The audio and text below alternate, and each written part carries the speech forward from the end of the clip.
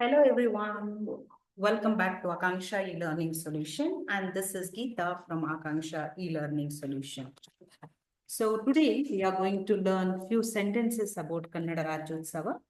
So let us start. Karnataka ರಾಜ್ಯೋತ್ಸವವನ್ನು ಪ್ರತಿ ವರ್ಷ ನವೆಂಬರ್ 1ರಂದು ಆಚರಿಸಲಾಗುತ್ತದೆ. 1956ರಲ್ಲಿ ದಕ್ಷಿಣ ಭಾರತದಲ್ಲಿ ಕನ್ನಡ ಮಾತನಾಡುವ ಪ್ರದೇಶಗಳನ್ನು ಒಟ್ಟುಗೂಡಿಸಿ ಕರ್ನಾಟಕ ರಾಜ್ಯವನ್ನು ರೂಪಿಸಲಾದ ದಿನ. ಕರ್ನಾಟಕ ಸರ್ಕಾರವು ರಾಜ್ಯೋತ್ಸವ ದಿನದಂದು ರಾಜ್ಯೋತ್ಸವ ಪ್ರಶಸ್ತಿಗಳ ಪಟ್ಟಿಯನ್ನು ಬಿಡುಗಡೆ ಮಾಡುತ್ತದೆ. ಸಮುದಾಯ ಉತ್ಸವಗಳನ್ನು ಮಾಡುವುದಲ್ಲದೆ ಕನ್ನಡ ಪುಸ್ತಕಗಳ ಬಿಡುಗಡೆ, ಸಂಗೀತ ಕಾರ್ಯಕ್ರಮಗಳು, ಮುಖ್ಯಮಂತ್ರಿ, ರಾಜ್ಯಪಾಲರು ಮುಂತಾದ ಗಣ್ಯ ವ್ಯಕ್ತಿಗಳಿಂದ ಭಾಷಣ ಮತ್ತು ಧ್ವಜಾರೋಹಣ ಇರುತ್ತವೆ. ಆಲೂರು ವೆಂಕಟರಾವ್ ಅವರು ಕರ್ನಾಟಕ ಏಕೀಕರಣ ಚಳುವಳಿಯ ಮೂಲಕ ಕರ್ನಾಟಕ ರಾಜ್ಯವನ್ನು ರಚಿಸಲು ಬಯಸಿದ್ದರು. 1950ರಲ್ಲಿ ಭಾರತವು ಗಣರಾಜ್ಯ ರಾಷ್ಟ್ರವಾಗಿ ಹೊರಹೊಮ್ಮಿತು ಮತ್ತು ಭಾಷೆಗಳ ಆಧಾರದ ಮೇಲೆ ಹಲವಾರು ಪ್ರದೇಶಗಳನ್ನು ಸ್ಥಾಪಿಸಲಾಯಿತು.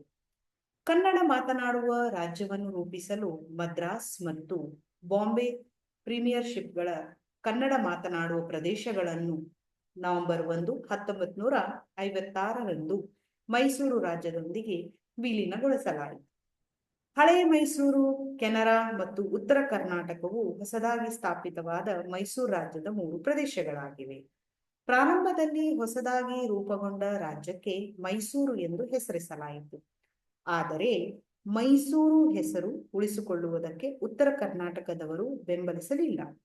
ಕೊನೆಗೆ 1973ರಲ್ಲಿ ಕರ್ನಾಟಕ ಎಂದು ಮರುನಾಮಕರಣ ಮಾಡಲಾಯಿತು. ನವೆಂಬರ್ 1 ಸಾರ್ವಜನಿಕ ರಜಾ ದಿನವಾಗಿದೆ. ಖಾಸಗಿ ಸಂಸ್ಥೆಗಳಲ್ಲೂ ಕರ್ನಾಟಕ ರಾಜ್ಯೋತ್ಸವ ಆಚರಿಸಲಾಗುತ್ತದೆ. ಮಾಹಿತಿ ತಂತ್ರಜ್ಞಾನ ಕಂಪನಿಗಳಾದ ಇನ್ಫೋಸಿಸ್, ವಿಪ್ರೋ ಮತ್ತು IBM ತಮ್ಮ ಉದ್ಯೋಗಿಗಳನ್ನು ಸಾಂಸ್ಕೃತಿಕ ಕಾರ್ಯಕ್ರಮಗಳನ್ನು ನಡೆಸಲು ಪ್ರೋತ್ಸಾಹಿಸುತ್ತಾರೆ. ಉತ್ಸವಕ್ಕೆ ತಮ್ಮ ಬೆಂಬಲವನ್ನು ಪ್ರದರ್ಶಿಸಲು ನೌಕರರು ಕನ್ನಡದ ವೈಶಿಷ್ಟ್ಯವನ್ನು ಬಿಂಬಿಸುವ ಟಿ ಶರ್ಟ್ಗಳನ್ನು ಧರಿಸುತ್ತಾರೆ.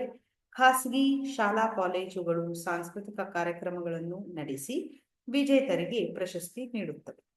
ಇತರ ರಾಜ್ಯಗಳು ಮತ್ತು ಪ್ರದೇಶಗಳಲ್ಲಿ ನೆಲೆಸಿರುವ ಕನ್ನಡಿಗರೂ ಸಹ ಈ ದಿನದ ಆಚರಣೆಗಳನ್ನು ಆಯೋಜಿಸುತ್ತಾರೆ.